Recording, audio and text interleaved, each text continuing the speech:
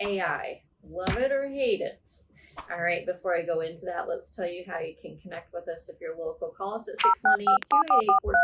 If you're not local, that's okay. Go to our website at visionforlifeworks.com. And you can do all kinds of stuff there. Read success stories, read about what we do. You can take a quiz, and you can schedule a consultation.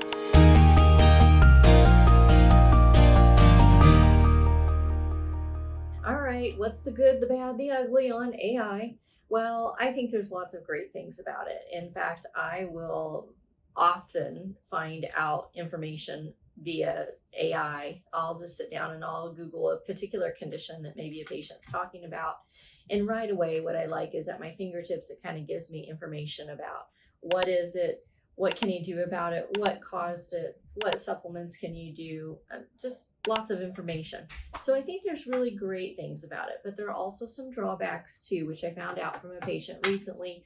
She sent an email. She's a current patient of our office, and she wanted to learn a little bit from Chat GPT what was going on with her protocol with various filters. So she asked a bunch of questions of Chat GPT. Well, praise God, she came back and asked me first because their information that they gave was all wrong. So I was like, oh my gosh, this is like a nightmare. But anyway, let's walk through it. And this is why, love it, but also be cautious about it, because it doesn't necessarily mean the information will be accurate all the time. And so, this is true of people who are I'm just out there and I'm a patient of someone, or I'm just a person who's wanting to find out a little bit more about XYZ. But it's also true for doctors who are trying to look at this and get accurate information. We have to be really, really careful. I'm going to give you a great one right up front. And so let's just show you what they came up with. Okay, well, according to Chat GPT, this lens right here, I got out my pen light. I don't even need to do that. I think it's pretty clear. You can see this color is yellow. However, what they came up with is this is typically an indigo violet blue. It causes deep relaxation, and it's a parasympathetic activation, binocular calming, parasympathetic enhancing, digestion, calm, saliva, coolness, slower breathing, moist eyes and mouth. First of all, this is not blue. It's not indigo, it's not violet, and it's not blue. It's yellow. Okay, so that is totally not even accurate from the get-go. So yes, do blue colors kind of tend to be more on this parasympathetic side, and does digesting and saliva and calmness and slower breathing and coolness is that all associated with parasympathetic? Absolutely. The problem is they got the wrong stuff to begin with. This is yellow and it's not blue and indigo.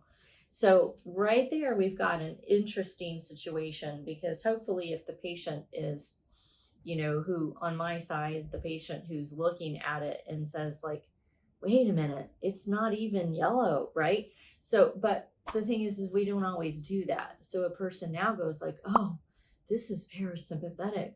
Oh, and so then they're completely thrown off down a wrong path or track. The same would go for someone like,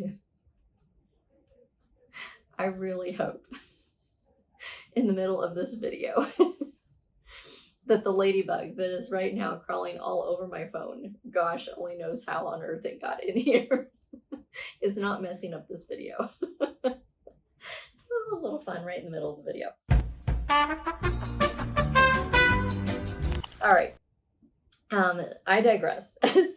But I really hope that, not only do the patients or people who are researching this stuff, they're looking into it, but also, again, potentially the doctors who are looking at this really look at all the details. You can't just look at one little thing and go like, oh, got it. This is a parasympathetic thing. No, it's not. That was the wrong filter. All right, so let's do a couple of other things that were interesting about this.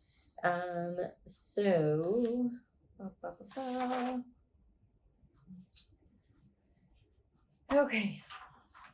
Here's another one. Alpha Omega. Let's just show you that one. There's some things that were right about this one that they listed. Hopefully you can see that's kind of a red color. It's actually really dark red color. And there's some things that are incorrect or wrong about it. Let's go through the incorrect thing here. But it says Alpha Omega. It will activate visual fields, and it will activate energy and fusion. Well, it is a sympathetic activating type of filter, but really what it is meant to do is meant to balance the parasympathetic and sympathetic nervous system. And then there are all kinds of things associated with that do happen, down to pupils response and all kinds of things. However, when we talk about it activating visual fields, there's a level of truth and untruth to that, because Alpha Omega will not increase a field or a functional field. And so when we read that, what that sounds like is this will make my visual field better. That's not necessarily true or correct or accurate. So again, this is one of those things that, if you're just any old person typing this stuff in and looking, or even a doctor who's trying to learn about this, you can be thrown a little bit off. There's some truth, there's some untruth to that. What was the other one? I think the other one was okay. Oh, no, it wasn't. Sorry.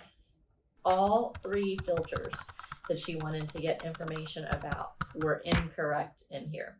So let's talk about, and let's find mu delta. Okay, let's look at mu delta. So mu delta is this lovely kind of a green color. What do they say about mu delta? It's green or turquoise. It integrates right to left hemispheres and balances the midline. No, not correct. That is actually what happens with a completely different filter. That is a completely different color. It says also that it can cause jitteriness in an overreactive system. No, not true either. So mu delta is actually kind of more of a relaxant. In fact, we use it for patients who overcross the eyes, and it helps them to relax their eyes. And so it's not one that typically causes jitteriness to an overactive system at all. So we don't usually see that. So again, just in the descriptions. Now let's look at the other things. So she looked at a couple of things that had some accuracy, so I won't necessarily go into that part of it, but let's look at the other part that was inaccurate. So she says, well, how do you adjust your routine to minimize having this particular response if you're using filters? And so what it says is, if you need to calm yourself, I would try using theta first, and use theta for a long period of time, and then follow it up with a random switching out with a bunch of other filters. Well, first of all, the problem is theta is a stimulant. It's not actually a deep, relaxing parasympathetic activation. It's not violet blue. It's not indigo. So that's incorrect. So if you were to start off with that as a calming filter, the opposite would be true. It actually stimulates. So for some people, it can make them feel stimulated. And then it says basically like, start with theta, go to this color, then come back to theta. That way you ensure you're stuck in parasympathetic dominance before you end your session. Well, if you go through 4 different colors like it suggests on here for all this time frame, you're going to have a neurological mess. But you can go ahead and try. Don't recommend it.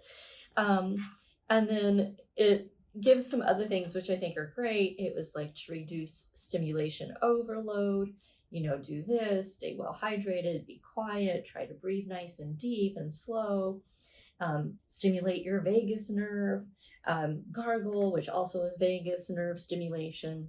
And so there's all kinds of things here. Those things are actually pretty good and correct and not a problem. It's just that we get our baseline of stuff incorrect from the very beginning. So on a whole, what would we give the score here today for Chat GPT and filters? thumbs down, half of the information, or at least over half of the information, was incorrect. And so this is, again, just a word of caution when you're looking at the stuff, both on the side of like, patient and on the side of like doctor, because you're not necessarily getting accurate information. So you want to just be careful that you don't make all decisions based upon that, which is tricky. That's what we're moving towards doing, for everything. And that's what everyone likes to do these days. So anyway, if you haven't done so already, make sure you hit the like button, subscribe to our channel. You're thinking, okay, well, now I'm confused and now I'm worried. I better find out what's going on, and maybe I need Dr. Steinhauer's help. Well, go to our website at visionforlifeworks.com. You can schedule a consultation, which might be your best step. Or if you're local, call us at 618-288-1489. And then also, if you feel like this video is helpful because you know someone who's dabbling around too much with the medical side of things, and you're concerned that they're getting wrong information, well, this can be one of those things that maybe kind of backs that up, unfortunately. So please pass it on because it could be beneficial to someone else. Thank you.